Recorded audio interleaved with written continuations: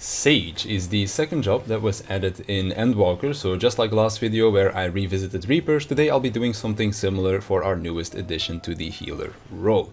So, Sage, right out of the gate, seemed like a very interesting job, mainly because of Eucrasia. For those that don't know how it works, you press the Eucrasia button and then it will transform 3 of your GCDs into an alternate version of the skill. Your single target damage GCD turns into a dot, and both your single target and AoE heals turn into shielding GCDs instead.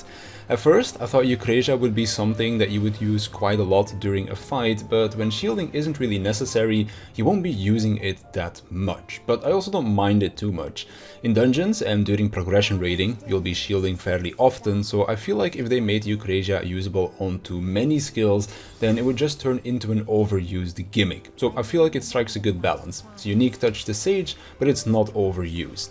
I feel like maybe they could add it to some cooldowns in the future as well to mix things up a little bit, because right now you can only use it on your normal GCDs, and being able to use it on something like, let's say, Numa could be kind of cool, turning the strong AoE heal into a big shield instead. But I also don't know how that would screw with the balance of the jobs, because they took away crit spread outlaw from Scholar as well, because that was just too strong, and thinking that you would be able to make a strong shield with Numa, maybe pairing that together with Zoe as well, could be a bit too strong, and then I'm not even considering that it might stack with your normal AoE shields as well. But one can speculate. I certainly wouldn't mind them adding some decision making to those special GCDs as well, like the Numa example. Either you use it for the big heal or you use it for a big shield, and maybe they'll add more GCD heals or mitigation in the future when we go into the next expansion as well. I think it could be kind of cool if Eucrasia could maybe work with some of those. Another thing I quite like about Eucrasia is how mobile it makes Sage. The dot is the same as all the other classes, although I guess you can only do a single weave, whereas the other healers can do a double weave when they apply their dot. But when it comes down to the shielding aspect, they are instant cast GCDs, and if I think about the Dragonsong Surprise for example, there are a lot of spots in the fight where being able to shield on the run sounds like a very comfy thing. Not only that, but it's shielding instantly. My healers had a few parts in the fight where they had to time their GCD heals so that they hit right after the damage comes out. The Giga Flares in P7 are a good example for this. With Sage, it makes dealing with that whole mechanic a whole lot easier. You don't have to care about timing too much, you just press the button as the damage goes out, and you can just move around the boss while throwing out your shields. No swift cast required. Speaking of mobility, Icarus. It works the same way as Monk's Thunderclap. You can dash to either a boss or to a teammate, and it's something that none of the other healers have either, and it's something that I miss quite a bit when I'm playing another healer, if I'm being honest.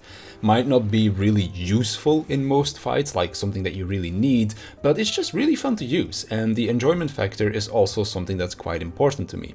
As for the healer side of things, Sage has a lot of similarities with Scholar. The job gauge itself is sort of a mix of Aetherflow with White Mage's Lilies, and the skills that are tied to the gauge are very similar to Scholar, so much so that when my healers would communicate their abilities, that they would just usually use the Scholar names, because they were just not used to the Sage names yet, and the skills are so similar anyways. I do like how the gauge works though. There are no DPS abilities tied to it, so you can use all of your stacks for healing, also refunds you some mana, and it's also not tied to an off-global cooldown that you have to press every minute or you're losing out of stacks like Scholar's Aetherflow. The only thing that I wish were different is the other side of the gauge, the Adder Sting stacks. So right now you will get full stacks at the start of a fight, and you can get more by having your single target shield break, but in most normal content you don't really use your single target shields that often. In Ultimate, sure, you might throw one on the tank when they're taking a tank buster, but in non-Ultimate content that rarely happens unless the tank used the wrong cooldown or something and they're asking for some extra help with a tank buster. Now, I know that Toxicon is damage neutral, in a single target fight at least, but it's an instant cast GCD. So basically you use it for movement or for double weaving, but it would be nice if there was some other way of getting more stacks. What I thought of changing is making Rhizomata into 2 abilities with a shared cooldown. One gives you the Adder's Gall stack, the other gives you an Adder's Sting stack. That way, if you're doing a fight where you don't feel like you need all of your stacks and you would prefer to get that extra instant cast GCD instead, then you can make that choice. And it would be cool in dungeons as well, because their Toxicon is a damage gain when you're AoEing, so it's something that I would like to see in the future. Outside of that, I don't really know how they would go about giving more adders sting stacks to you, but if you have an idea about that, then of course feel free to write it in the comments. Something else that I think is amazing about Sage is how it shoves the idea of healer DPS into players' faces. So long has there been this part of the community that was like, healer shouldn't DPS, I'm playing a healer, not a DPS, blah blah blah, you've heard it a million times at this point. And Sage is just like, you want to get that constant healing on your tank, or whoever you decide to put Cardia on, well, you better be doing DPS then, because otherwise it's not gonna happen. So while for the average player this doesn't really do anything, because they'll be doing damage anyways, but for those that didn't want to DPS as a healer, they'll be losing out on a fair amount of healing if they still decide to not DPS, because while it might not seem like much, over the course of a fight, Cardia adds up to a fairly decent amount of healing done. So overall, I think Sage is a very fun healer, from the aesthetics of the job to how it actually ends up playing in a fight and the resources that you have available to you. It all fits together really well into what has become my new favorite healer. So let me know what you think of Sage.